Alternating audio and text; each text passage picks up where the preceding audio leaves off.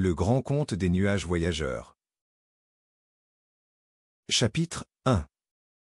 Les nuages curieux. Dans un ciel vaste et bleu, il y avait des nuages qui aimaient particulièrement explorer.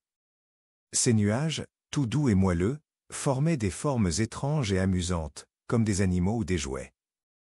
Chaque jour, ils regardaient en bas et se posaient 1000 questions sur le monde des humains. Que faisaient les enfants? Pourquoi les arbres dansaient-ils avec le vent? Ils décidaient un jour de quitter leur place confortable et de partir à l'aventure. Un grand nuage blanc, nommé Nimbus, prit la tête du groupe, suivi de ses amis Cyrus et Stratus. Ensemble, ils se mirent en route, en flottant doucement à travers le ciel. Ils traversèrent des montagnes majestueuses et survolèrent des rivières scintillantes. Les nuages, en voyant les paysages, se sentirent émerveillés par la beauté qui les entourait. Chaque instant était une découverte, et leur cœur battait d'excitation. Ils rêvaient déjà aux rencontres qu'ils allaient faire et aux histoires qu'ils allaient rapporter aux autres nuages. En s'éloignant de leur maison, ils ne savaient pas encore ce qui les attendait, mais ils étaient prêts à vivre des moments inoubliables. Chapitre 2. La vallée des couleurs. Après un long moment de voyage, les nuages voyageurs arrivèrent dans une vallée éclatante de couleurs. Les fleurs y poussaient en tout genre, créant un tableau magnifique. Nimbus, Cyrus et Stratus étaient éblouis par tant de beauté. Les pétales brillaient sous le soleil, et les odeurs étaient enivrantes. Les nuages décidèrent de s'approcher, curieux de voir de plus près. Mais en s'approchant, ils réalisèrent que les fleurs ne touchant pas le sol. Elles flottaient comme des ballons, pour le plus grand bonheur des petits insectes qui volaient autour d'elles. Les papillons dansaient de fleur en fleur, et une petite coccinelle s'approcha des nuages. « Bonjour, majestueux nuages », dit-elle d'une voix douce. Les nuages, ravis, lui demandèrent comment ces fleurs pouvaient flotter. La coccinelle leur expliqua que la magie du vent et du soleil les rendait légères. En entendant cela, Nimbus eut une idée brillante.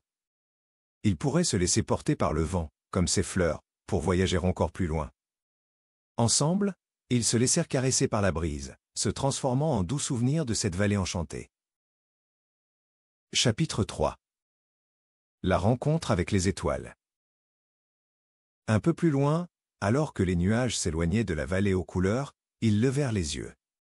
Dans le ciel nocturne, des étoiles scintillaient comme des diamants accrochés au velours sombre. Nimbus, Cyrus et Stratus, attirés par cette beauté, décidèrent de s'approcher des étoiles. La nuit était calme et magique, remplie de mystères qu'ils avaient envie d'explorer. En s'approchant, ils remarquèrent que chaque étoile brillait d'une manière unique et fascinante. Les nuages commencèrent à chanter une douce mélodie, espérant attirer l'attention des étoiles. À leur grande surprise, une étoile filante, rapide et lumineuse, descendit du ciel pour les rejoindre. « Bonjour, mes amis nuages » cria-t-elle avec enthousiasme.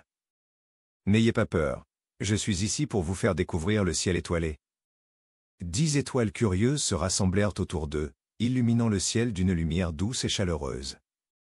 Ensemble, ils dansèrent dans le ciel, créant de scintillants mouvements de lumière.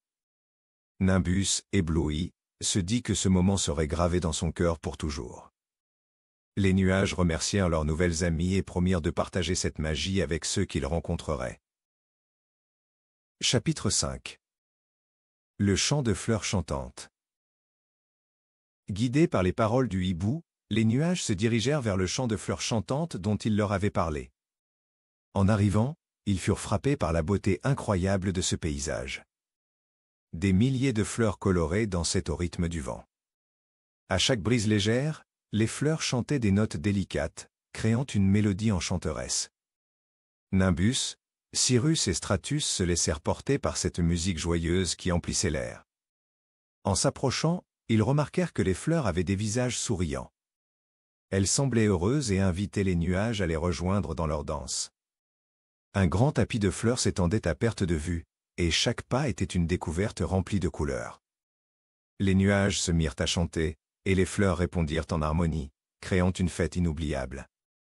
Le chant était magique, un lieu où l'amitié et la joie régnaient.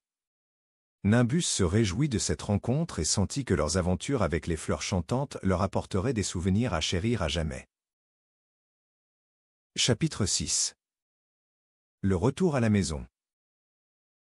Après des journées remplies d'aventures, de rencontres et de découvertes, les nuages voyageurs commencèrent à ressentir le besoin de rentrer chez eux. Ils avaient tant de choses à raconter aux autres nuages sur leur incroyable chemin. En levant les yeux, ils purent apercevoir au loin leur doux royaume dans le ciel.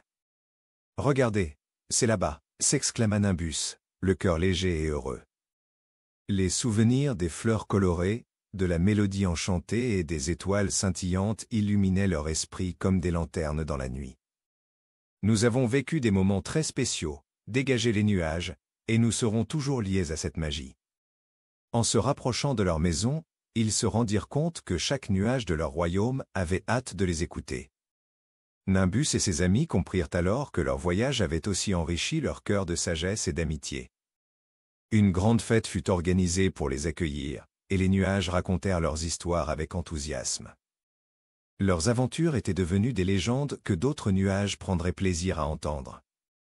Ils réalisèrent que chaque voyage, même petit, pouvait apporter joie et inspiration, et que les cœurs ouverts construisent des ponts entre les mondes. Ainsi s'achève cette histoire. Si tu l'as aimée, tu aimeras peut-être mes autres histoires ? Demande à un adulte de t'en choisir une autre. À bientôt.